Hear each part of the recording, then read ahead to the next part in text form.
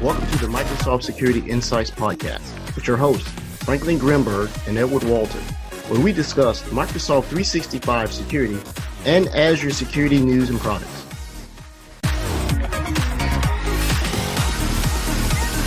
Recorded January 5th, 2022 or December 37th, 2021, because the years are just blending in right now. Hello, Franklin. Hello, Rod. Hello, Brody. And hello to our guest, Innocent. How's everyone doing? Everybody's good?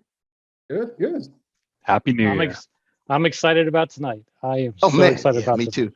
Before we go down that road, it's customary that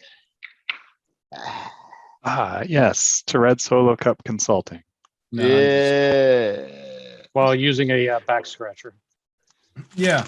Oh, I'm actually playing. We do it right here, Innocent. We don't take ourselves seriously around here. I do my best. I do my best thinking when I'm drinking. I saw that every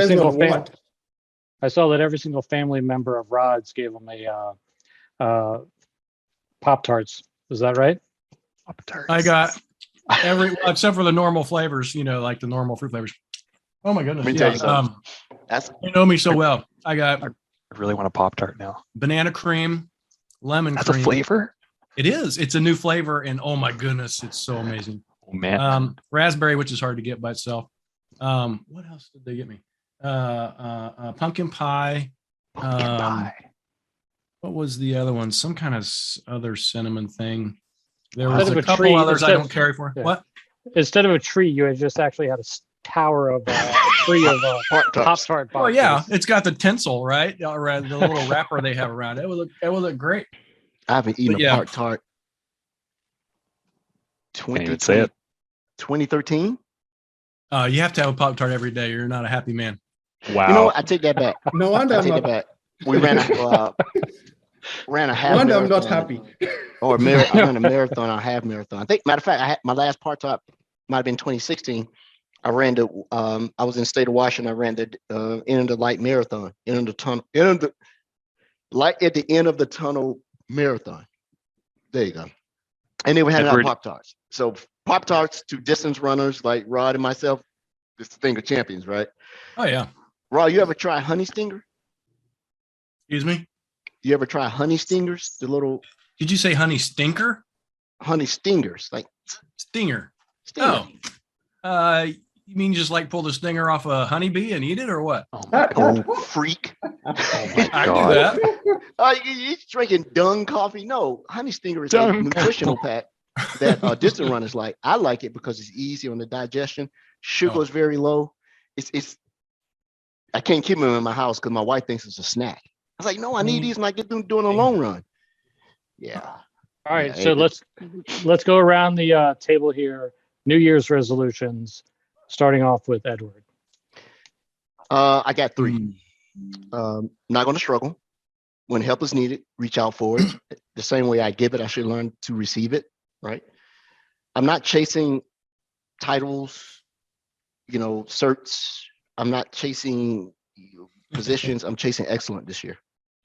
Even in my running, rather than me trying not to go out to run times, I want to be excellent in my discipline and my consistency. I'm taking that from Rod. He's my hero of 2022. I got to do that. You're going to hate me when you get to me. And number 3, I'm going to make the complex simple.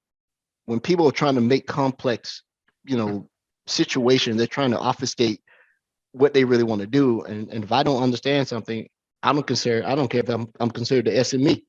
I don't understand. Slow down, say it simpler. Quit making this complex. Like I saw a query today, Rod, that I put in the chat for you. I saw it. I was like, oh my God. Who's trying to I parse sent you one XML back. data out of Sysmon? I sent you one back, by the way. Oh, you did? I'll look at it later. I was like, oh, this is garbage. And the durable, if you look at line 29, it's not durable. If they change any of the context or any of the hashes in it, it doesn't fucking work. Excuse my language, but those are the 3 things. That's All right, so you Chase excellence, reduce the complex to simple, and I will not struggle. you pass the baton on to the next person. Brody. I am going to accept compliments I usually hate accepting compliments, but awesome. I'm learning. I'm trying to work on it, right? So accepting compliments and accepting that I've got skills and talents that are needed, and not just brushing it off, but actually just realizing you got it and then appreciating it, right? Second is taking putting health as a priority. It's always kind of been a priority, but more of a priority than years past.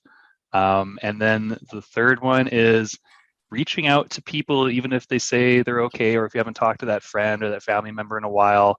Maybe there's conflict there in the past, and just getting past it, right? Just getting past it and talking with people, and because we're probably in for more remote life for a while again here still, who knows? And you got to check in with each other, right? And just being there for other people. Yeah. Rod. Me? Oh, Brody, you're awesome. Thanks, Rod. I'm glad you accepted that. You're already living up to your your New Year's resolution. Is perfect. What am I going to do this year? I rarely make New Year's resolutions. I don't like to set goals for myself that I just may miss. I don't know if you're like that. I have a fear of failure. So that's why I do pretty much everything I do the way I do it anyway.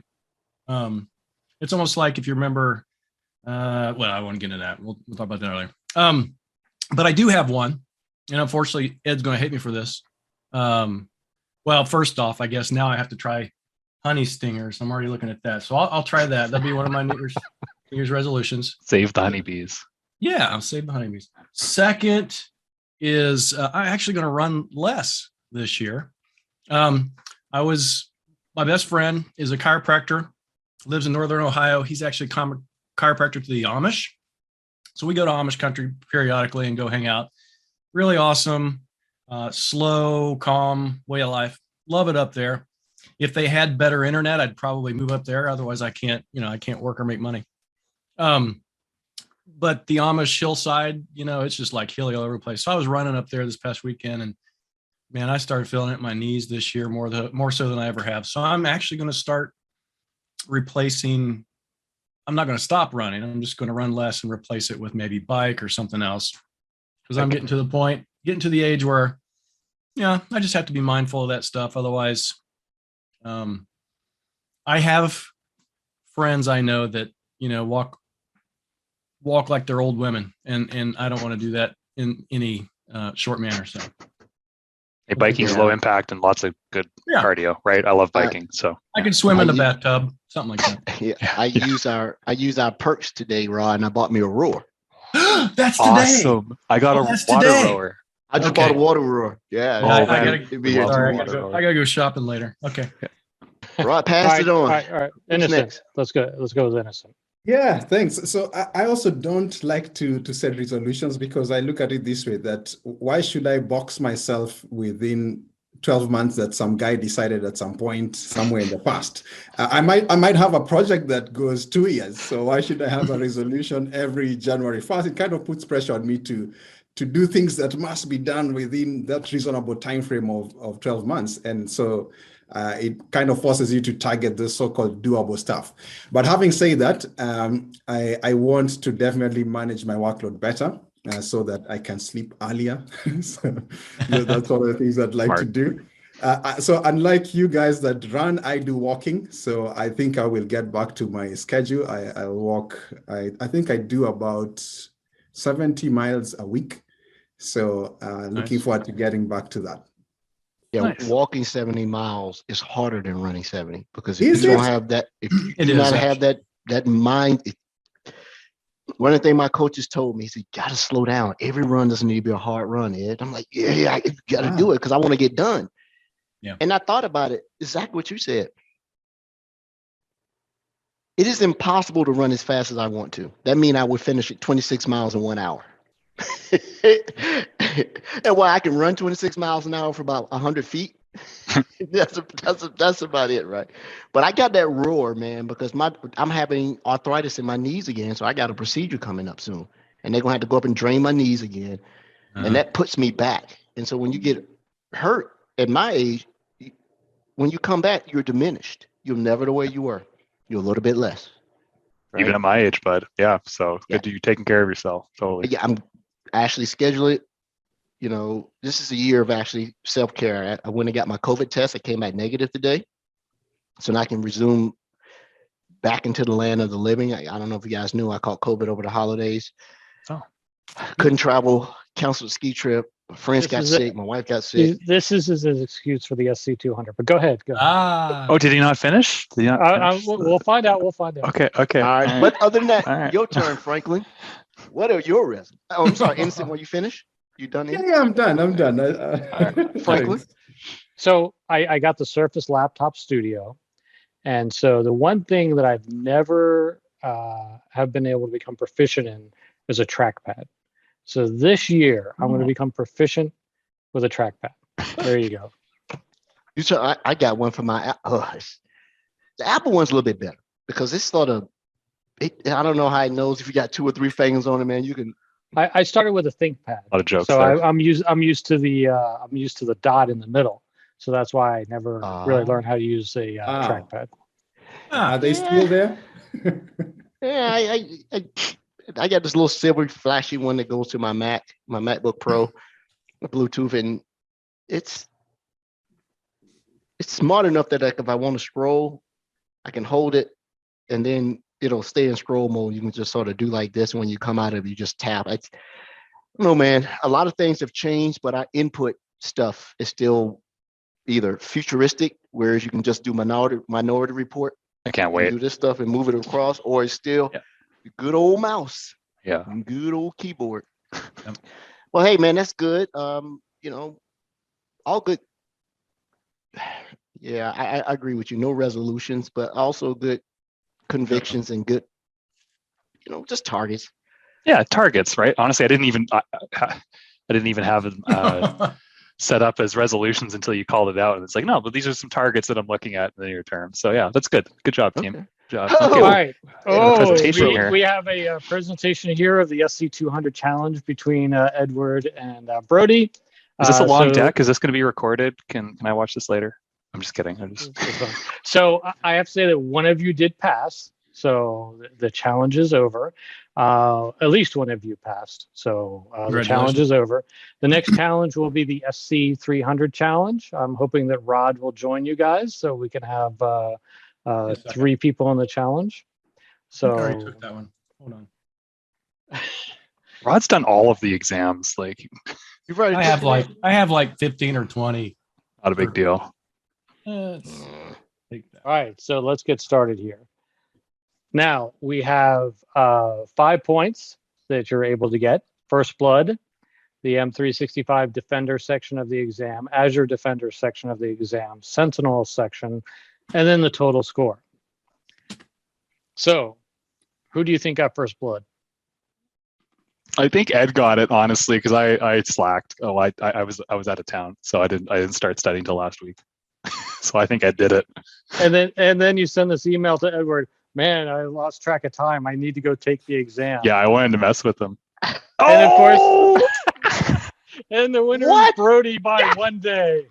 Oh God! And I crammed all Sunday and then all Monday morning, and I wrote it at like 1 p.m. and Monday afternoon. Dude, I couldn't do it on Monday because they were closed. Oh, I did mine remote. I guess you got to get with Yeah. the times, bud. Got to get with the times. Yeah. Oh God! Dog it. All 1 right. point for Brody. All right, let's go on to the M365 Defender score. Brody better win this one. I don't think I did. I scored lower. Oh wow! Just by an edge, eh? Just by an edge. And Edward got a 60% and Brody got a 62%. 2 points to Brody, 0 points for Edward. Yes. I'm dying here. All right, so let's go on to the next one. Azure Defender. Ed, you better get these two. Wow. Oh, That's to me. Edward got 90+% and Brody got a 65%. I'm actually kind of shocked by this, Edward, that you got 90% in this area, but in some ways it makes sense because it's the smallest area for you to study, where M365 Defender is very broad with deep questions. Yeah, 3 so this questions. kind of, because it's just not the area you normally deal with is Azure Defender. And I gave Microsoft it Defender more. for I gave Cloud. it more attention because I thought the other stuff would just be a gimme, and it Oh, wasn't. okay. You Yeah, just need to go back and do it as Microsoft Defender now. Yeah, Yeah. they had all, and you know, innocent, they had all the old wording in the exam, which threw me off, right? Because I was using new study materials, but it had the old wording. But anyway, It takes them a few months to get that cycled out. So just oh like yeah, that. no. Shout out to the exam team. All good. Yeah. This All right, next one's the one so- I'm interested in. Yeah, And the okay. winner for Sentinel is Edward at 80% and Brody at 66%. Not surprised. Not So surprised. now we have 2 points for Brody, 2 points for Edward, and the overall winner is Yeah, Edward. fair. You got Yeah. 825 points versus Edward Wah, wah. 700. I mean, Edward got 825. Brody got 737 points. 3 Yeah. points for Edward, 2 points for Brody. Now I have to say, Brody, I'm actually I did not think you would pass. I didn't think I would either. Honestly, I didn't. I started studying on Tuesday, and I was crash coursing and using demo environments, and yeah, I've never even Because- deployed Sentinel or anything in Defender for Cloud yet. So it was Because I learned a lot. Yeah. I expected Edward to do well on Sentinel and on M365 Defender. There's no way I expected him to do 90% in Azure Defender. I'm really shocked by that from there. But hey, I mean, for you to go through that and pass the exam, that's pretty awesome. That is Yeah, very awesome. I have Thank to say, you. man, it's considering you only work out of really one of the three pillars, and I'm supposed to work out all three. It's still impressive to go because I still think that exam should have lead up exams to it. I think it's too hard for ASAP, right? It's too hard for it, right? I think we need the 196, 197, 198, 199. Then we turn into SC 200. Now, if you can take the exam and pass as a composite exam, yes. If you can, and it saves you I money. see what you're So- saying. Even though it's 3 points to 2, I have to say you did great to pass this since you don't do it every single day. Mhm. You went up against Thank somebody that does this every single day. So I say congratulations, Brody. Congratulations, Edward. Thank you. And And the best Yeah. part is we did it, right, Ed? I think that's the best part. I don't think we would have done this. You know, we would have put it off, holidays, yada yada. So the competition actually got me.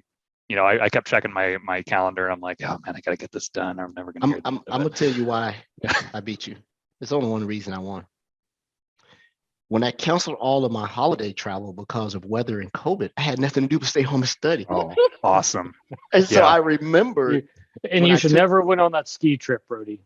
Hey, Yeah. well, the ski trip's coming up. That's actually next week. But I went to my in-laws in BC, and basically You went to DC. BC, didn't tell British Frank? Columbia, Oh, BC. British Columbia. Oh, Yeah, BC. no, I would. Yeah, I would tell you, Frank. Absolutely. Anyway, yada yada yada. That's actually how I studied. I started studying for my CISSP back in the day. I was just at the lake, and there weren't a lot of distractions, and I'm just kind of, you know what? I'm just picking at it over the course of the day and the Would- week, and What did you use to study, Brody? I solely use. Well, first off, I looked at oh jeepers, what's his name? We had him on recently, and he had just the intro video on how to study for SC200. Rod's got it linked off his blog. What's his name? ASIP or either the Nibbler, the testing guy. No, it's the gentleman that works at Microsoft that we had on recently. He was Yeah, going yeah. over KQL. Yeah, I know. who- Yeah, I just He- forget. It's killing me. Anyway, and Sridhar? sorry. No, not him. He's probably listening right now. Anyway, I'll get that for you. But then I went and I only did the SC200 AKMS Learn modules. And luckily, I had set up the Contoso Hotels environment, or I got access to it, which is an internal Microsoft environment that hosts Sentinel and Defender for Cloud. And I could use that to click around because my own Azure instance, my $200 credit, it went over. So I didn't have the opportunity to set it up on my own. So that's all I used. And I was going to do, Frank, I was going to do those GitHub labs that you told me about, but I just ran out of time. And so I said, you know what, I'm going to book it for Monday. I'm 50-50 if I'm going to pass it, but I'm going to learn. And then I'm just going to book it again on Tuesday, and hopefully I'll pass it the second time. So I was stoked I passed it the first time. So I basically spent 5 days studying for it. All right, Rod, did you do SC300? Yes, I did. Okay. Checking my my stuff. I had to renew like 5 exams the last 2 weeks of this year. I was like, holy crap. Wow. That's straightforward. All right, I so got all Edward I and got all Brody, mine done. we'll talk about this next week, but we'll talk about the next challenge, which will be the SC 300. But we won't talk about that tonight. We need to get on to our guest. And before we do, Ed, the important thing, as I did before you, right? Let's be clear. That was really the main thing, not the scores. Brody, you're awesome. Thanks, Rob. You're after we say all those nice things about him, he doesn't accept it, and then I did accept it, and I'm also just still trolling Ed. I can still troll. I didn't say it was troll less in 2022. But anyway, thank you for the compliment. Thank you for the competition, Ed. That was fun. Yeah, life's good. And sorry, Innocent, we're going to get to you immediately here. I wish I had joined. I don't know if you guys have done MS 500. That's the one I've been putting off. So I wish I had joined that the challenge earlier. I've written that one. I didn't pass the first time. I passed it the second time though. I feel like SC 200 is just going to take over MS 500. To be honest, now that I've wrote SC 200, it's more topics, but I like it because there's more depth in SC 200, 300, and 400 than there is in MS 500. Is that so? I've done SC 200. I didn't get that impression. It's anyway, you have to do all 3 exams: SC 200, 300, 400 to get the depth, which is kind of at a higher level as an MS 500. Yeah, because MS 500 includes a lot of identity and a little bit of compliance, at least last time I wrote it, right? SC 200, neither of those 2 items. So don't forget, you have the security architect exam coming out, which the prereqs for that is AZ 500 and SC 200 or SC 300, and not MS 500. So or SC 400. Or SC 400. I think you can thank me for that. I think MS 500 needs to be dumbed down a little bit. I think it should be a capabilities matrix of what the security products can do. Wouldn't that be SC 900 then? SC 900 does that. MS 500 is really meant for the small to medium sized business administrator that's in that area. All right, well, let's get on to our guest. So, Edward, you do the intros. I'll make the intro. So, to our listeners, I'd like to get one of the top-notch CSAs -S.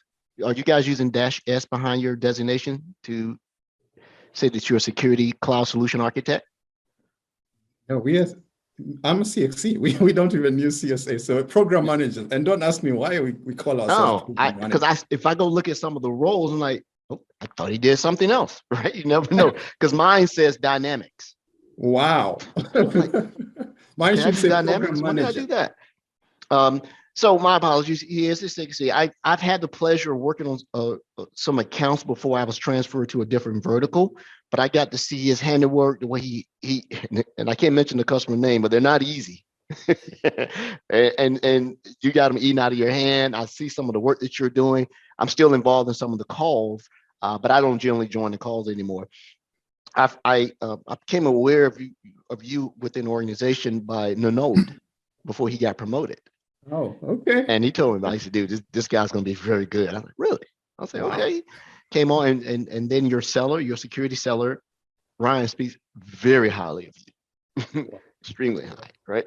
Hey. And so all those guys over, once again, can't say the customer name, but where it was sort of stalled out when I was running it is taken off since you've taken over. It's gone. And your fellow guys, Christopher and the rest of the people over in CXE, man, they say, oh man, innocent is not so innocent. I said, okay. Yeah, right.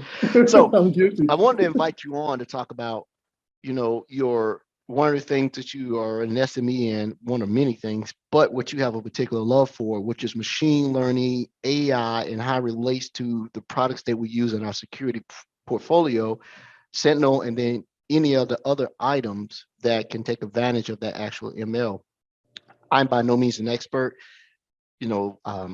I have some lead designations. I got pushed to notebooks and a couple other things. I was so happy not to go to MLs too hard. I was like, yeah, I'll push away from that. So not to mind my lackluster introduction of you, I'd like for you to go ahead and give your own rendition of your history and what you do, what you like, and talk about what you want to talk about. And the floor is yours, Innocent. All right. Thanks, guys, again for having me on. Yeah, so I am described as a program manager for the customer experience engineering for the Microsoft Sentinel team. And what we do is we sit between the customer and engineering. And what we really are aiming to accomplish is to accelerate our customers onboarding onto Sentinel. So that involves giving them architectural guidance to make sure that they are building on the right foundation. We also gather feedback because we are always continuously improving. I think if you guys have been following Sentinel, you'll agree with me that the pace of innovation is so fast. We can't even keep track of what's coming out in some of the cases within the team. So we are constantly getting feedback from customers, asking them, how can we improve? And when they give us that feedback, we triage it, relate to engineering, and then it's scheduled and eventually makes it to their product. We also document our learning. So in all these engagements that we have, which we call deployment assistance, we learn something new and we feel like if this thing were to be replicated, maybe it will solve a lot of problems. It will accelerate that onboarding journey, which is something we are always keen about. So we do that through blogging, through building some artifacts, posting them on GitHub.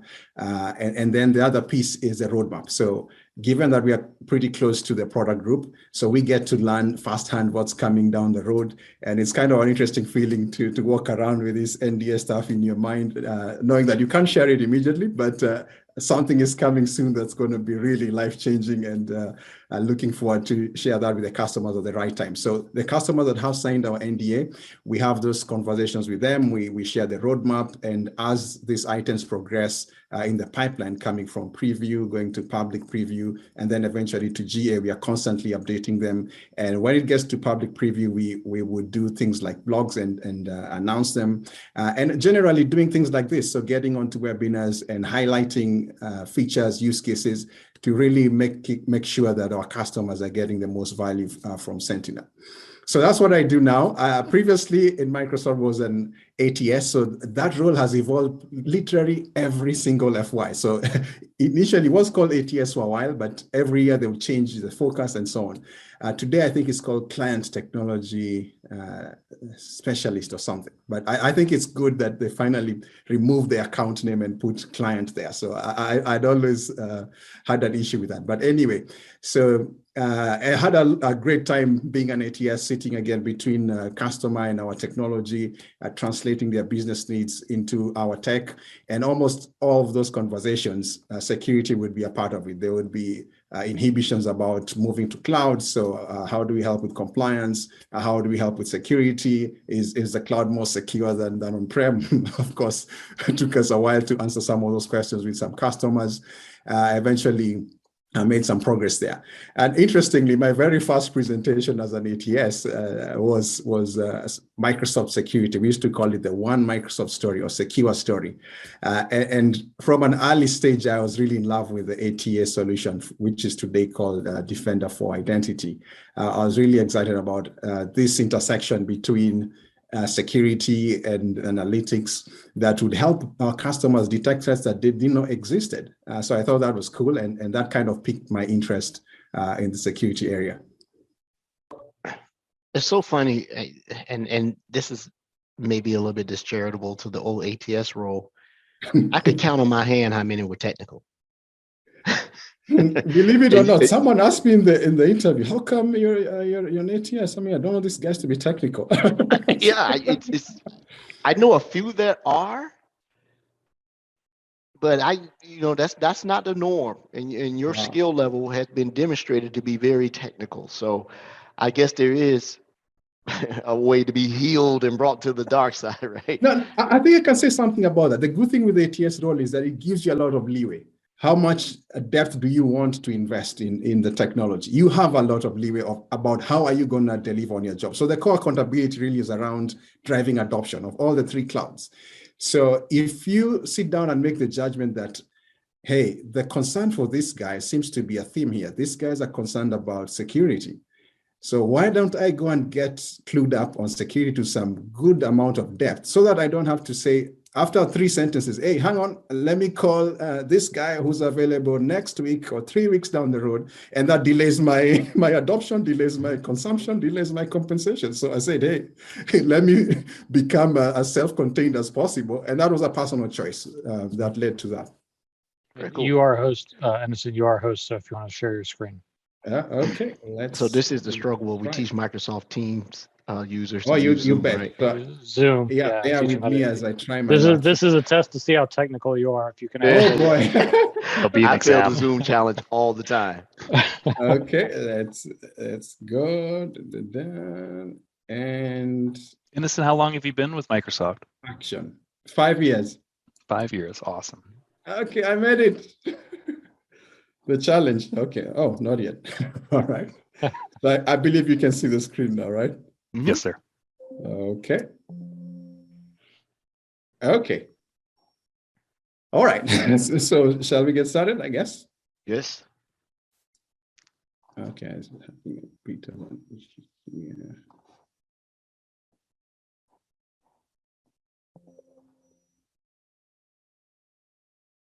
We can see the screen. I don't know what you do in Zoom to advance it. I've never done it before. Yeah. Yeah, that's what I'm trying to do here.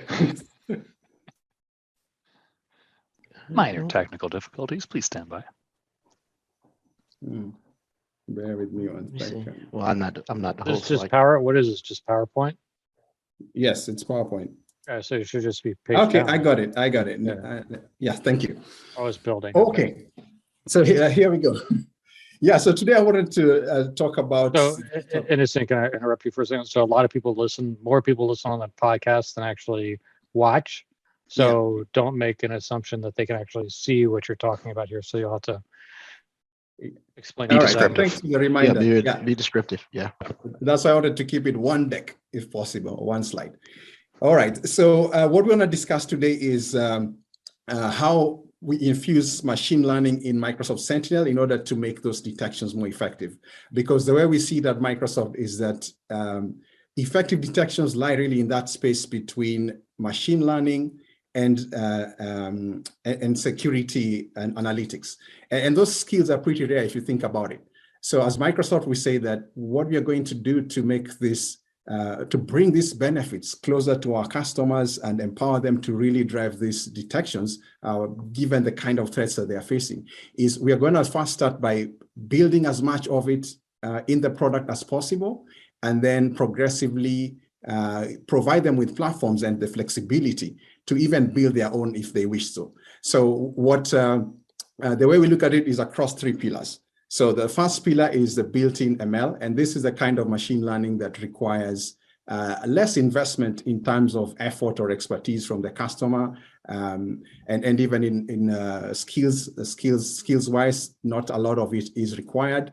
The next pillar is the second level up, which we call customizable machine learning. And in this pillar, we are taking it one level higher and saying those customers that have this capability to kind of do some fine-tuning of some of these rules that we've got, we'll have that option to do it. And then finally, it's really at the apex where we allow you to bring your own machine learning models. And that's really what we'll be walking through today. We'll be just talking about what do we have for you in terms of the first pillar, which is really geared at the regular security ops individual, and then going to a little more advanced level whereby we empower our customers to customize our ML models to some extent. And then finally, for those that are really advanced, they have these rare skills, they have the security expertise, they have the machine learning or data science expertise in-house. What can we do to empower them to take care of those scenarios that Microsoft will not be able to take care of, because we can't really cover every single vertical to the depth that our customers would require. So let's start off with the built-in machine learning. So out of the box today, if you go into Sentinel, you probably have seen this rule already. We have the behavioral machine learning rules. So these are 2 rules. One is geared at events coming out of the security events table, and the other one is from the syslog table and is geared at looking at anomalous SSH sessions. But both of them have got similar characteristics. So the first one is that they look across or they look back 30 days, and if they see something anomalous around what user logged on, what IP they used, how often have they logged onto this, onto this environment, and then on that basis, we would make a judgment and trigger an incident. And it takes about 7 days for this model to learn your environment. So remember, these are models that we are trying to make as relevant as possible to your environment. So they take 7 days, they learn your environment, and after that, they're able to see now, this is an IP we haven't seen in the last 30 days. This is an IP we rarely see. And on that basis, that constitutes an anomaly, and we will automatically trigger an incident. So it's a rule that you can't really modify.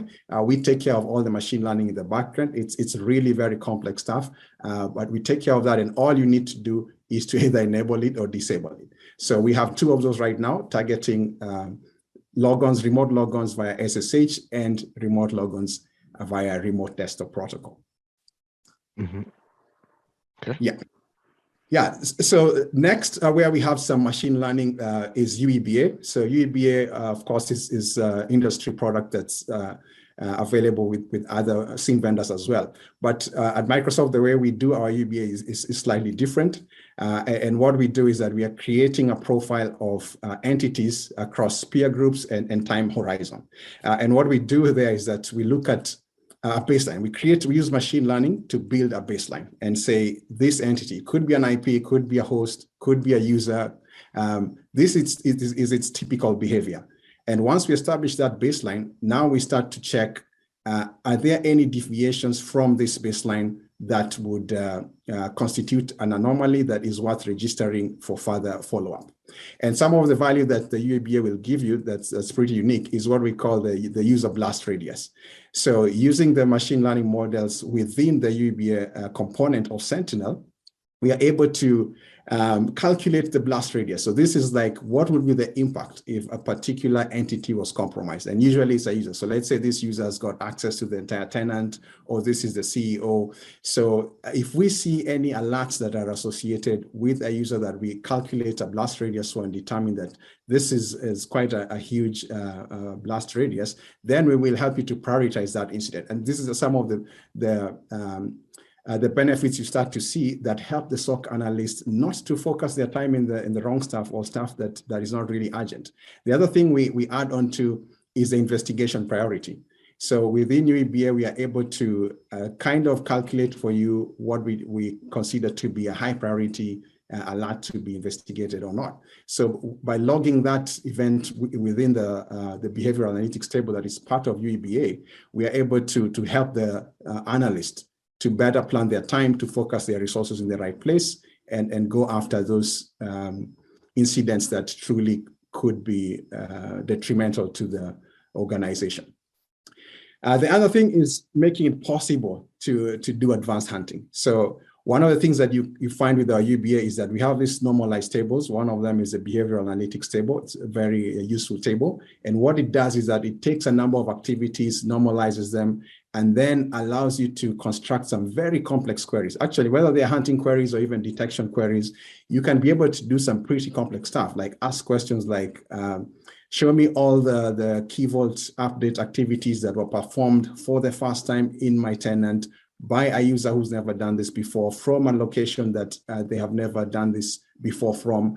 And that already tells you that when you look at that combination of all these anomalous activities, then you know that this is something I want to prioritize. And if you were to do this with regular KQL without the benefit of this normalized table, it would really take you a lot of effort to be able to make that sort of detection. So that's something that's automatically populated for you, and you pick that up and you're able to create some high fidelity detections. So the other piece is the entity insight. So what happens here is that the UEBA comes with some pre-built templates for watchlist templates, actually. And the idea here, again, is to really refine those detections, to make sure that we are not just sending you alerts that might not have context for your organization. So by giving you these templates, we have a number of them. For example, VIP users, users that are about to be terminated, network locations. So by integrating this with UEBA, we are able to actually cross-check and check whether this is a high-fidelity incident. So for example, somebody is performing anomalous activity, and then at the same time, they are showing up in the list of folks that are about to get fired. Then obviously that tells you that this increases the priority, it increases the fidelity. So that's something that also is automatically surfaced for you using the machine learning that's running in the backend. And then it's presented in the entity page. So the entity page is another cool feature within Sentinel that shows you all the relevant context that you need to really focus on getting down to solving or to triaging an incident and getting it closed out. Yeah, that insider risk component's really interesting. Oh, I'm sorry? The insider risk component to the entity insights, is a really interesting item I was learning about. I didn't know it was as robust as it was until I took some of the training recently before I wrote the exam. It's really cool how we're getting all the different signals to help shape the entire behavior or the behavior of the entity, really understanding that bigger picture, right? Helping the analyst come to that decision. It's really cool technology. Exactly, and that's actually one of the values of UEBA. It really helps you to detect those insider threats because it is focusing on the behavior, not the permission. So I could have the password, I could have the MFA code. I'm allowed to be in there. Either I've compromised it or I'm an employee, so I'm allowed to be in the network. Now, the only thing that will tell me whether I am, as an analyst, whether someone is doing something wrong is potentially their behavior changing. So they come in on a Sunday, they log in from a certain location, they access a server that they normally don't access. So stuff like that, which is really on the behavioral dimension. And you can only rely on machine learning to be able to realistically do those sort of detections. You can't build a universe of rules that takes care of every single scenario. So again, yeah, that's thanks for raising that. That's one use case that UEBA really helps to address. Yeah, so my favorite Fusion. Sorry? You're getting ready to go to Fusion, which is one of my favorite analytic rules. That was, when Sentinel first started, it wasn't, I don't believe it's enabled by default, but now it is, right? It may be the only analytic rule that's enabled by default. It was. It was? Okay. Yeah. Yes, and there's a good reason for that, which we are going into. So, and the reason is this type of rule enables you to detect some very serious incidents. It's rarely triggers incidents, but when it does, you better cancel your ski trip, cancel your COVID, and get on with it and solve the incident. Yeah. So by the way, we've got a bunch of rules in Sentinel. Today, we are coming up to 7 of them, 7 different rules. So the first is the behavioral machine learning rules. We've got schedule rules, anomaly rules, and a couple more that I think folks are familiar with. And Fusion is one of them. So the interesting thing with Fusion is that it is actually one rule. Even though it addresses 122 scenarios as of today, it's actually one rule. And then it covers 122 scenarios. So it is not Fusion rules, as a lot of people like to say. It is actually Fusion rule. And then it covers multiple scenarios within it. And that's already one of the benefits you get from, it's kind of a managed rule. So you're outsourcing your security detections to Microsoft in this regard. We have the capability, we have the resources to constantly improve these rules, add more scenarios. I think just about a year ago, we had only 90 scenarios that this rule covered. Today, we are standing at 122. Who knows what it's going to be a few months down the road. So you don't have to worry about building all this complex stuff. So we are doing that on your behalf. So yeah, as Fusion, you're welcome. So as it described itself fully as advanced multi-stage attack detections, what it really does is to take this low fidelity and potentially benign, taken by themselves will be looked at as benign signals, not meaning much. But when you stitch them together, then you start to build a picture of something that could be potentially nefarious and you need to do something about it. And so the way it works is that you've got, typically in any SOC or any SIEM, I would imagine, you get a lot of events coming in. So these events eventually need to be kind of ingested into our machine learning pipeline, and then we run the first pass on that data, and usually it's billions of events. So we reduce it to a couple of anomalies. Well, a couple is now runs into the millions. Then we run yet another machine learning pass on them and further reduce them. And the important part is where we look at what are these attack patterns that are known, and even some unknown patterns. So we look at the behavior of the entities, we build a graph around that. So what is this IP communicating with, and how does this map to the MITRE framework? Are we seeing a progression here from credential theft or compromise, and then some lateral movement, stuff like that? So we look at all this together by building a graph and then looking at that and saying, is this potentially harmful? And then once we score it in the final phase and look at what constitutes a high confidence. If we see this type of entities acting in this way, does this cross a threshold where we will say, okay, that's it, this is an incident, and then trigger the incident. So coming from billions of events, we typically end up with only hundreds or tens of events, because we look at so many data points. So it could be data from MCAS, could be data from Defender for Endpoint, even data from Palo Alto, because all these things are happening in various places, and we need to get those alerts, look at them, pass them through this machine learning pipeline, and then make that final verdict. And this obviously saves a lot of time, because you just have to focus on the incident. You don't have to worry about triaging all those millions of alerts, events that originally came through. Mm-hmm. Innocent, I love in the UI when you're looking at the different alerts or incidents, how it maps directly to those little MITRE attack icons and how you can drill into them. I just think that was just such a nice touch, right? Being able to fully understand the events that are occurring and how they map to that framework. So it's well done, it's well created.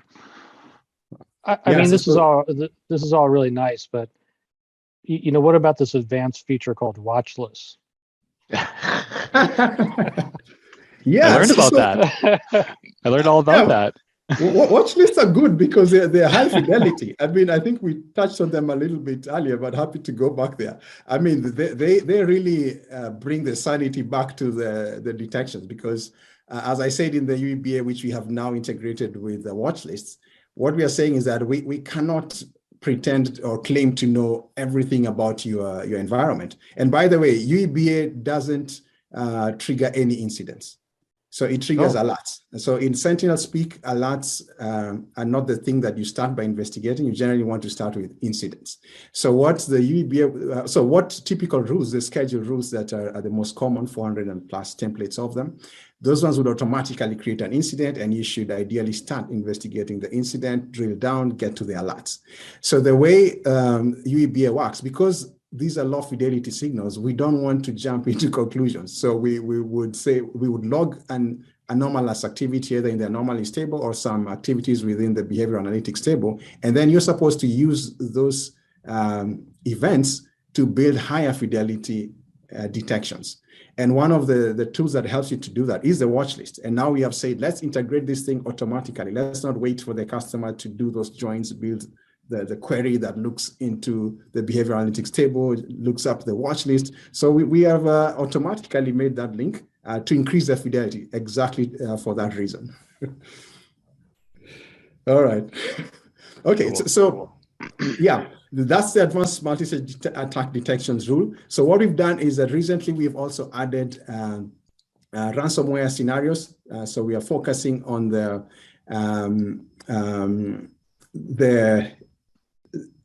sorry, I got lost a bit. The tactics or the behavior that are indicative of ransomware activity, either the precursor to attack, like data exfiltration, is a great chance if it's not insider risk, someone's copying your data before they ransomware it. Right.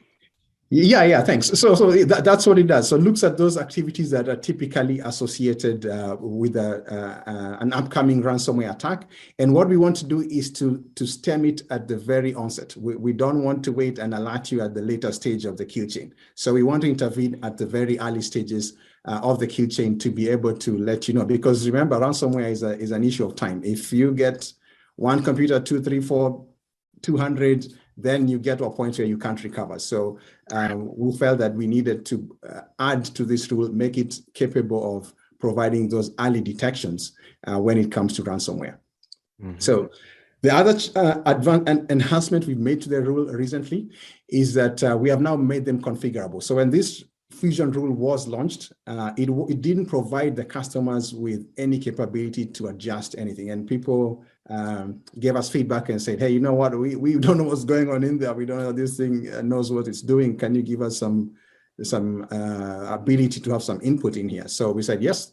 And today you're actually able to determine or configure the inputs into the Fusion machine learning model to some extent and its output. So by saying input, I mean that you can actually determine which data sources do you want to be included in the evaluation of determining an advanced multi-stage attack or not. So you have choices of whether you're going to bring in the anomaly rules that I'll talk about next, and all the scheduled analytics rules that you already have in your environment, but you need to be mapping the entities and the MITRE tactics. Those are critical for Fusion to be able to make detections for you.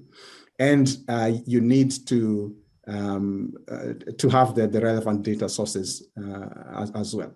So, basically, you can determine, I don't want alerts to come from MDE, for example. I don't want alerts to come from MDO. But if you make that selection, let's say you deselect MDE or MDO, for example, you will not be able to, if an alert is, if an incident would have been generated that included any of those data sources that you have disabled, it will be generated, but automatically closed. So it will not come as an incident in your queue. So that's something to bear in mind. From our side, we say, hey, please enable everything. We are taking care of the machine learning anyway. You're not paying per rule, so no worries. But it's really an issue of tuning. If you feel that this particular data source is generating a lot of false positives, and I think that's the whole point of this discussion. How do we help the SOC analysts avoid this famous fatigue? Right. You have that freedom. But our recommendation, keep them all on. But if, for instance, you do decide to deselect one, you can actually go to your closed incidents page, and then you will, or filter, and you'll be able to see which are these incidents that were automatically closed, and then you'll have a comment there that will automatically be placed by the rule to say that this was closed because you had deselected the data source. And from that point, you can be able to review and say, oops, I think I should have had this on. Exactly. Yeah, that's a good safety net, right? Because you think maybe you're tuning it, but maybe something gets missed. And so we're not losing that. It's still somewhere. It's just not in the incident queue, the active incident queue. Yeah, cool. Yeah. Mm-hmm. Yeah, and so last item on this first pillar of built-in ML is also around the tuning. So again, towards reducing this alert fatigue, we are bringing in ML to be able to help our SOC analysts to automatically do some tuning at some elementary level. I mean, this one, what it does is that it looks at incidents and then tries to look for some culprits who are constantly generating incidents, but then they turn out to be false positives. So what we would do here is that we would highlight those entities. It could be an IP, maybe it's an IP of a scanner that's always tripping events or alerts. And what we would do is that we would highlight it, and then with one click, you can actually elect to ignore that entity, and automatically we would add that command within the KQL rule. So we'll automatically put the command itself that says not equal to exclamation mark equal sign, meaning not equal to that IP. So you're basically removing it. But having said that, again, schedule rules being rules that you fully manage, you can be able to, well, you can modify, not necessarily fully manage, but you can be able to modify them to the extent you wish. So you still have the opportunity to go back and say, no, I don't want this. And you can either decline the recommendation or go back and add to our exclusion if you wanted to. Okay, very cool. Yeah. So out of the three things that we've talked about that you presented, the built-in ML seems to be, for lack of a better word, the black box. Not highly customizable, but highly manageable based on the set of, interfaces, UI and or CLL context. So least configurable, but probably out of the box the most robust because Microsoft has done a lot of this heavy lifting for you. Exactly. And it looks like the climb is to the next one that you're going to talk about, which is customizable ML, machine learning. That's right. Yeah, so this is also another interesting one, and this is our latest rule. So I said we have 7 of them. So this is the 7th kid in the family now. We call them anomaly rules, and they also have their own peculiarity. I think when they were released, we had a lot of questions around, hey man, you guys have turned on 42 rules, and geez, you never asked my permission. Now I'm gonna see some incidents, and I don't know what they mean. So the thing is, these rules, they look enabled in the portal, but they actually have a pretty elaborate process of coming into effect to the extent that they generate incidents. So the way it works is that what they will do is that you have templates. So there's about 42 of them today. And then if you like one, you go through a process of copying the rule. So really it's right-click the rule in the portal, you copy one, it's gonna have an extension of customize at the end of it. And then from that point on, you can make some, you can enable it. So when you make that copy, it retains, of course, the original template, and then it has this new copy. So the original template remains in a situation we call flighting mode. It remains in production mode, while the new one comes into flighting mode, which is another term for testing. So if you wanted to customize, and that's why we call it customize ML, you can change a few things. You can change its sensitivity. There's not a lot that we allow you to do. And I think one of the reasons is that we are not taking back, we're not giving back the responsibility to you. That happens in the last pillar that we'll talk about, which is bring your own ML. So there's not a lot that can be customized, but still you can customize them. And once you customize this rule that you've copied, you can now, if you put it into production, it becomes a production rule, and the other template gets into flighting mode, because you can't have 2 rules doing the same thing. Otherwise, you'll have duplicate incidents. So this is how it works. And it's only when you enable it that it will get into effect. And even when it is in effect, it doesn't also generate incidents, because again, anomalies are not necessarily indicators of compromise, if I can use that term. They're just anomalies. They're just yeah. There could be a good reason for it, right. and you see that in life. Whenever you maybe somebody did something wrong and you already have it in your mind, I'm sure they did this because of this and this and that. And then you sit down and listen to the explanation and you realize, oops, oh my, I never thought about that. So it's kind of similar to that. So they will not again be very aggressive and say this is definitely an issue, but what it will do is that it will log up a series of anomalies, and then it will kind of take you to the last mile.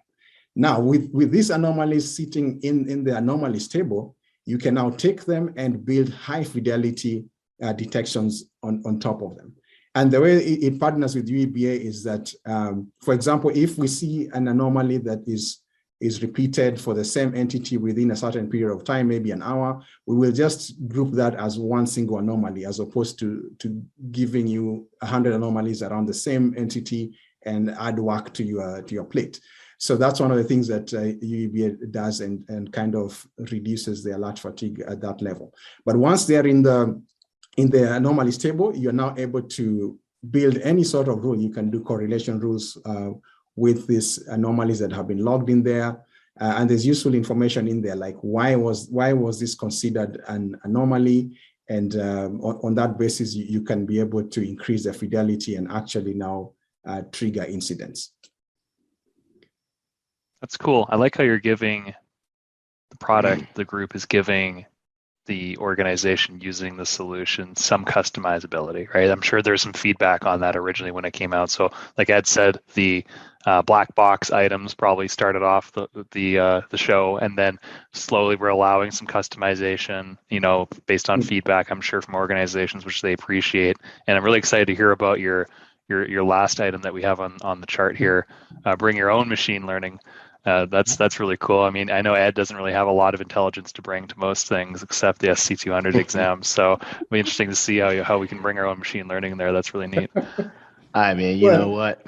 It's okay. One of my things to be the counter general Ed. So let the shots be fired. I just like that. The Matrix. One other thing is that I like for our listeners and watchers that are looking at the slide deck, he gives a little brief, observation of what role or job title or practitioner operates in that particular machine learning, environment. Like the very first box was, everything that's built in ML, security operations, right? They're not going to change a lot. They're going to work with what they've been told to do and what they've been told to work with when they come on shift. That's right. And then you have the next one when you had customizable ML that you allow security analysts, those who are probably going to be a little bit more senior, who can take something that, walks like a duck, quacks like a duck, swims like a duck, but the security analyst says it's not a duck. It's trying too hard to be a duck, right? And so I'm seeing the progression now from security ops, and that security ops can be just about any role, right? SOC analyst. Now I see the security analyst. Now we're on your third one, which is BYO-ML. So bring your own ML language. And now I see at the bottom of that presentation, you have data scientists as probably the entry point role. So I'd like to hear that thought and what I have to be a data scientist to do BYO. Yes. There is no two ways about this one. This is now the real deal.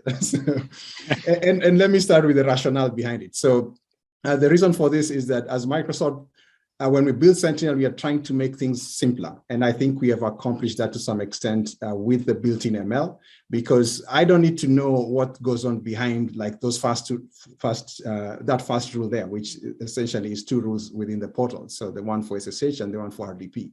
As I said, as innocent as they look, as simple as they look, there's a lot of complexity behind these two rules. That's a fact. But no, the customers don't need to know about that. They don't care about that. What they want, what they come to Sentinel for is detection. So that's we offload that from them, and we continuously improve that model behind it so that it can be even more and more refined. Now, when it comes to the bring your own machine learning, here what we are doing is that we want to cover all the bases and say, there are certain scenarios, there are certain customers that are highly specialized, very specialized verticals. It could be healthcare, it could be, I don't know, there's defense, could be FSI. So they have very, very particular requirements, and their data is unique. So that means we can't necessarily have access to it as Microsoft. So what we do is that we say, okay, fine, we are going to empower you to be able to really accelerate your value realization from the machine learning platform that we have. And so what we do there is that we actually have some machine learning algorithms and best practices in the form of Jupyter notebooks that are available for download on GitHub. So we have one that targets anomalous resource access. So it's an example that you can use to see how it works. And we have some best practices to give you guidance so that you can move faster. So that's the most we can do here. We can't have access to your data, but how can we help you? We can provide you with some templates so you don't have to start from scratch. And we've built this platform on tools that are very familiar to our customers. Anybody that's already working in the machine learning space would probably be familiar with Azure Databricks. Well, Apache Spark mostly. Azure Databricks is our implementation of Apache Spark. Jupyter notebooks are also not proprietary to Microsoft, Python as well. So nobody has to relearn stuff. If you're already good at this area, then you already know what you're doing. You don't have to learn a new language in order to build content for Sentinel. And it also allows you to import models that you may have trained elsewhere and bring them in. And you might have all the data scientists, you might have the skilled security folks, but one thing that a lot of people will agree that is missing when it comes to big data analytics is the infrastructure.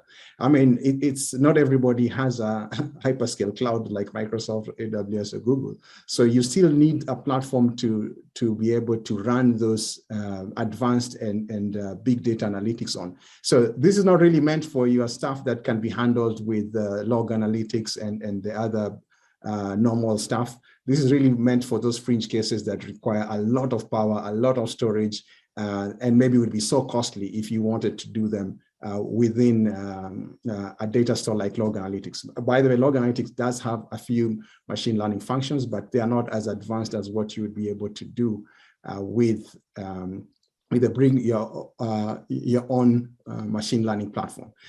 And the way it basically works is that we allow you to, and we actually also have some utilities within GitHub that would help you to export your data from log analytics, put it in the blob, and then take advantage of these training notebooks that we already have there for you. We also have a scoring notebook already done, and then also utilities to send the scored data back. So as you can see there already, what we are doing is we are saying, you don't have to store all this data within log analytics, which tends to be an expensive store. And there's a good reason for it, because this is hot storage, this is high-speed storage, and not all the data needs to be there. But so you can take some of it to a different platform, perform your analytics there, and return the scored results back to the log analytics workspace. And then from there on, build detections that are relying on these scored results. So again, increasing their fidelity right there. So where does ADX fall into this? Is that the right acronym, Rod, for the?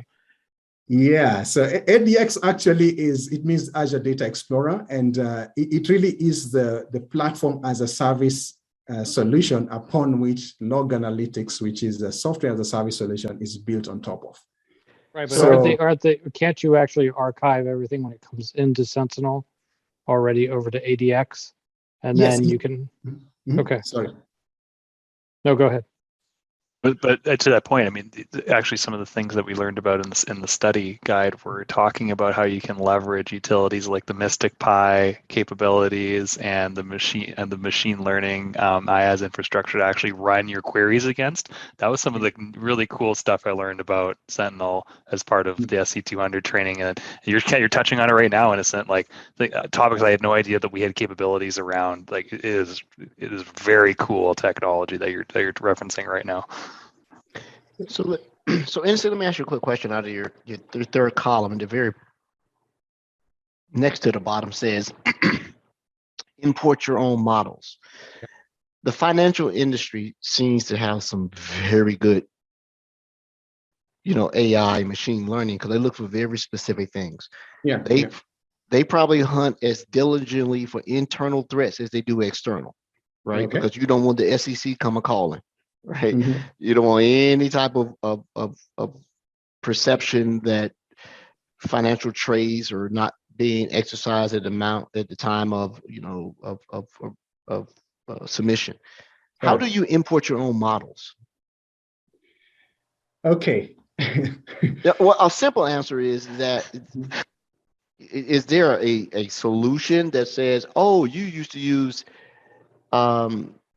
God, what's the machine AI starts with a T? Terminator? No, it sounds, I can't think of the name of it. It's Thanos or something like that. How 2000? Oh, yeah, there you go. Well, if it's a very simple answer, right?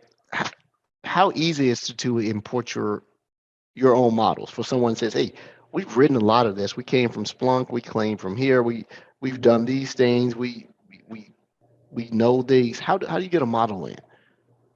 Yes. So in this case, they will probably be based on Jupyter notebooks. So okay, it shouldn't be a complex process. To be honest, I don't know exactly how that's done, but given that they're based on the same kind of notebooks, it shouldn't be a complication. Yeah, and it makes sense that it is a Python Mystic and notebook. Yeah, evolution. The bottom line is that think of it as connection strings. So you have two sides of this. One is the actual storage. The other one is the code side, which is in the Jupyter notebooks. And inside the Jupyter notebooks, it's easy as changing, quote unquote, the connection strings. But then you also have to look at any historical data that you might have in another system that you would actually have to bring over. And then there's actually a lot of tools out there for that.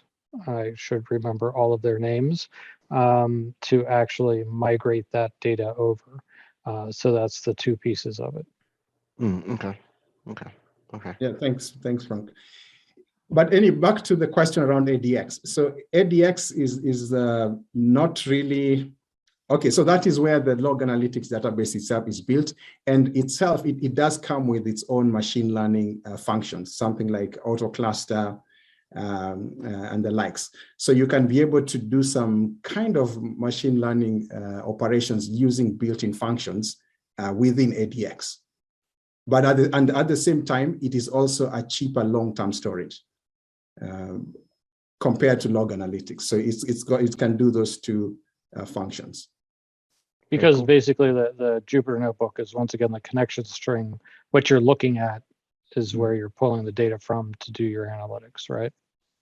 Yeah, or to migrate the data into your other storage. Yeah. So in fact, in this case, we generally store them in a blob storage. So in our case for the Jupyter notebooks there, so it's not, it doesn't really have to be ADX. Okay. Well, this lends a lot to understanding, because when I'm talking to customers sometimes, they go, especially ones that think they're clever, explain how your ML model works, which is a roundabout saying that you guys have this built into your product and you don't expose it to us, so we don't really know what you're doing. Right? But the customizable ML, it makes sense, especially for those who have non-Microsoft security workloads and they need to make sure they maintain their capital investment and what they've done, and they want to utilize the hub and spoke model with the Microsoft security products are the primary, and we're bringing in all these things that we've paid for, and we're shedding things that we no longer need. And then at the last one, I find it, I find the trend that the data scientists, just like a coder or programmer by job skills, sort of not inherently, but sort of push you in the security realm, because you didn't go security data scientist here, you went data scientist. So the person that could be writing some of these advanced, ML models may not know security at all. You just tell them to go find a pattern. Yeah. Go look at these behaviors. Go look at this. Go figure out why Frank is doing work on the weekend when he never works on the weekend. And then he has an out of office that says he's here, but he's logging on somewhere here, right? So I like that. I like that type of association, right? If I get enough crazy events, it equals a sane event, right? Let me ask a question about the entity insights. So one of the things I see that a lot of people don't spend time when they're creating their own scheduled rules, that they don't spend a lot of time thinking about building out the entities that will be used by the SOC analysts on their so those entities from the scheduled queries will be utilized in entity insights. Yeah, those are. So it brings another, not only the entities that you're building out on the scheduled queries, it's important for the SOC analyst, so it's easy for them to see what's going on, but it's also important for the built-in ML to be utilized inside there, right? Not okay, and I got the question now. Not exactly. So the UEBA doesn't really work on rules. So remember that you don't have to create a UEBA rule. What UEBA will do is that it will look at the behavior of the entities, and then if you go to actually the blade in Sentinel, you will see like some prioritized entities down there at the bottom that you can go off on. So you can click on a user that has had a lot of alerts. So nobody had to define an entity anywhere for that to happen. So that one is separate. But if you are now going to use the data that UEBA is going to log into behavior analytics table, to the anomalies table, and craft your own scheduled rules, then you need to map those entities within that rule. If you don't do that, then you will not be able to use that rule for additional fusion scenarios. And then second, when it comes to investigation, your analyst will not see those entities popping up in the investigation graph. So that's the impact of it. Yeah, so just keep in mind that UEBA and entity behavior is something that is done in the back end, and there's the actual tables that are created for that information. If you want to generate incidents based on that activity for those entities, then you would include those specific tables. So tell me about how the data normalization project feeds into this for custom logs. Oh yeah, very good question, because that is the reason why. Okay, so number one, it is progressing well. I think we made a lot of progress. We've normalized the number of activities, and we are continuously doing that. So that's number one. And number two, this is the dependency we have before we can bring in VPN logs, before we can bring in more scenarios into the Fusion rule itself, because that's why we don't have a random Fortinet and all these guys, because we need to have a normalized schema and be able to tell when they say IP DDR, it is an IP address all the time. So that is actually kind of like a hold up, but we are working to really get as much of the priority tables normalized as quickly as possible, and so that we can unlock more scenarios for UEBA and even for Fusion. Great. Yeah. That's all my questions, Edward. It was a great presentation. No, that's all. That's I'm learning, and as I was listening to him, watching, and I was trying to go through and look at how do I map some of these things. So just going out and looking at the Uber rules, looking at all the analytic rules, looking at all the playbooks that just got put in the Sentinel. I think, I work within built-in and customizable. I've yet to really have a customer that has brought their own. Those are very sophisticated customers. I had one. And it's public record that they use Azure Sentinel KPMG. You're talking about a lot of internal stuff that they did, right? I'm like, over my head, no idea what you guys are doing, right?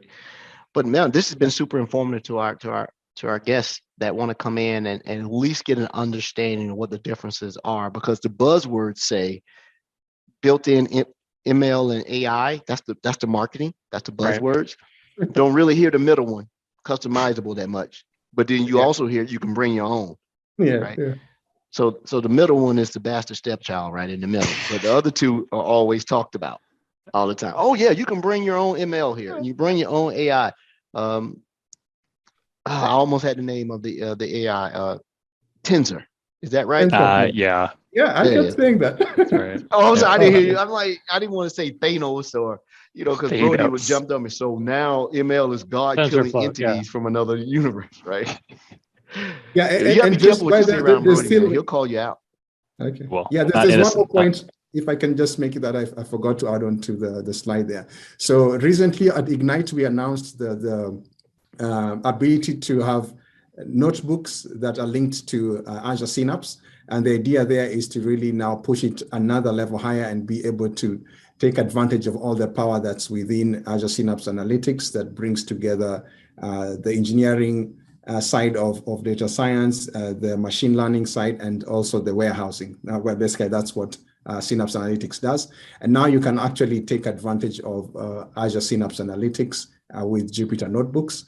And we actually have a scenario for that where you can detect a network beacon activity using that, because you probably would require a lot of network logs to be able to look through and be able to send back some scored results that would help you to detect that sort of threat. So that's another thing that we've done recently just to improve on this. So Azure Synapse Analytics brings together a lot of different products into one workspace for you to do your work. So it's very very centralized and very nice to work with. Mm-hmm. Mm-hmm. One thing I might note too is that while we have these three pillars, I think key to customers, right, is yes, you can bring your own, you can customize it based on what you believe your environment is or what it looks like or how you need to respond or what you need to look for. But Microsoft knows a lot. Yeah. We know a lot and constantly improving. So this built-in ML stuff, this is absolutely amazing. There's more covered here than most customers probably realize because of the trillions of signals of diverse intelligence that are collected every day from our customers and through our services and systems. So there's a lot that's actually in this built-in ML that most customers probably will never have to do this customization. Yeah, and it's hard to explain the breadth and the scope of it, considering Microsoft eats its own dog food a lot, right? So not only trying to protect you, it's trying to protect itself, right? Right.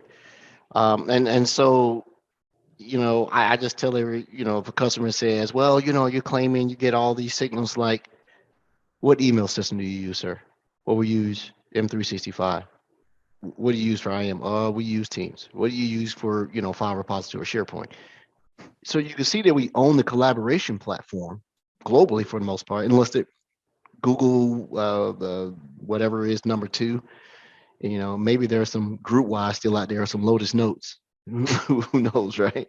So Not to mention consumer devices too, right? Like renegade kids on their computers just trying to mess around, getting into trouble. We're collecting all that stuff. Schools, from non-enterprise governments, feeding the machine of intelligence, right? And so that our listeners know, that doesn't mean Microsoft is the eye in the sky big brother. A lot of this is so autonomized or normalized that we don't know. We're just looking at behaviors to say this is indicative of something else, right? We don't care who it came from. But some of your best detections I can imagine are coming from K through 12 and college students that think they're clever doing stuff. Yeah, no doubt. And you can see it. It is driving school systems crazy with this at-home learning. They are not ready. It is eating up, those security practitioners in those verticals who don't always have the ability to get the best talent. Not a slight, but they don't also get the most training. They don't get the top of the line tools. Funding. Yeah, fair. That's fair. It's hard. And by the way, I've pushed Lotus Notes logs to Sentinel. So you have? Yep. I pushed Minecraft logs to Sentinel. Isn't that a fast solution? Tons of chunks. Yeah. I'm trying to find diamonds. I want Sentinel to help. Find diamonds. Yeah. Well, we are definitely over, but that is because we ate up the first half of it. So, Innocent, anything you would like to talk about to close out the show, sir? Great presentation, Innocent. Thank you. Yeah, we'll post a picture of this somewhere with along with the show, because I think our listeners would love to see what you were speaking to today. It's well done. Thank you. And the simplicity of your slide deck. It's one slide. I get it, right? I'm like, okay. Yeah. Basically 3 different versions of the dog food. You get it dry, you can add water, you can get it wet. So, Frank, you've had some quotes tonight, Edward. Man. You've had some quotes, person. man. Oh man, yeah. I don't know. I try. I hear my wife yelling like it's dinner time. So Innocent, every Wednesday I have to get dinner for the missus. So she's like, I'm starving. I hear her in the back. She's scraping at the door. She's scraping at the door. I'm hungry. Hey, you're always welcome on the show, sir. Come on anytime there's something that's exciting that you want to share, you want to talk about, you just want to build your brand. Just give us notice, man. You can always come back on. Thanks. And if we get questions that later come by virtue of Discord he should join our Discord. Yes. Everybody listening, join our Discord. Yeah. Join our Discord. I do Microsoft that. Security Insights. All right. Okay. Good. We post is the link in the notes for the podcast, Frank? Is that in the? Yeah. It is, and it's also on the Twitch channel. Yeah. Perfect. Let me tell you the cool part about this. We'll close this out. I'm surprised Microsoft hasn't come yelling at me and Frank. We own the domain name Microsoft Security Insights. That is part of a product naming solution. Listen, I've been down that path before. So. Frank's an expert. Oh my God, we own this. So that's pretty cool, because I saw it and I'm like, they actually have something called this at Microsoft. And if we start selling merch for profit, that might be a problem. We'll talk about me owning visualstudio.com another time. Yeah. So everyone. All right. Thank you, Innocent. Yeah, maybe a parting shot. Yeah, I as you know, Edward, I recently attended the SEC 450 course, and one of the maxims I got out of there from our instructor was protection is ideal, detection is a must. Maybe you had that before, but definitely I found a very nice summary of how we should look at SecOps. And so I encourage our customers to go out there, maximize this built-in goodness within Sentinel. And we are always looking forward to assisting them to get the most out of Sentinel. Yeah. And protection is easy, because a lot of times it doesn't require you to do any type of validation other than say, oh, I put it on. But detection is to go back and test your controls. Yeah. Got to test your controls, right? And you have to Nobody catch wants to test their everything. backups. Nobody wants to test their detection methodology. They can say, oh, we're protected because we put this on. But when's the last time you patched, you updated, you did this, you did any honey? And then one of my peers also said something that sort of would be the second part of what you said. Collection is not detection. Value the logs. Put some type of metric where the logs have value, not other than you just filling up your LAW or your blob storage or your on-premise storage, right? Say, hey, I collected these logs for 1 year. And if you do have them for a year, show me why you have them for a year. Right? Or are you doing annual reports or the external regulations that you have to adhere to? Tell me why you're holding data. In my humble opinion, unless you do have an external control, 96 and 90 days, 6 months, and 1 year. That's all you need. Because if someone is in your environment for more than a year and you just getting it, you got bigger problems. Well, that's one of the reasons why you see a lot of reports where people are like, they were in our environment for only 30 days because they only have 30 days of logs to actually. But 30 days them. logs, right? I don't need Love to it. I never prove- thought about that. Oh my God. Yeah, I never. Yeah, 30 days is all I do. I don't need to prove how bad it is. It's really bad, right? Well, everyone, thanks so much for taking time out your busy schedules. Brody, you were a worthy opponent. But, C300, you guys got to figure out the end date for that, so then we can I start that. don't know. I got to be careful with this. Brody's probably going to be stronger than SC300. I'm going to crush it. I did that at my last gig and I haven't touched it since I joined Microsoft because identity's kind of split off from what we do. But I'm confident I could just do a weekend of review and write it honestly. But I'm not that confident. I'll need a week, to go through. And as Frank says, if I passed the first time, it wasn't a real test. In a sense, is the Reston Technology Center open yet, or is that still? Because I'm out here in Reston too. I haven't been there. I think it's open, but you have to have a vaccination certificate. I haven't gone there in a long time. Yeah, you have so to after upload this thing. after this passes, we'll get some lunch. How about that? Oh, yeah, absolutely. I'll definitely go to lunch with you. I just don't go to lunch with Edward. Yeah, fly me out. I'll come. Innocent. I fly all the way to DC just to see Frank, and he said, "Well, I'm busy." What? Yeah, man, I'm busy. I'm taking my son to Popeyes for his birthday. And then I'm going to Chick-fil-A to get me some fries. I'm like, okay. No Pop-Tarts? All right, everyone. Okay. Bye. Thank you. Bye now. Cheers. Thank you. Cheers.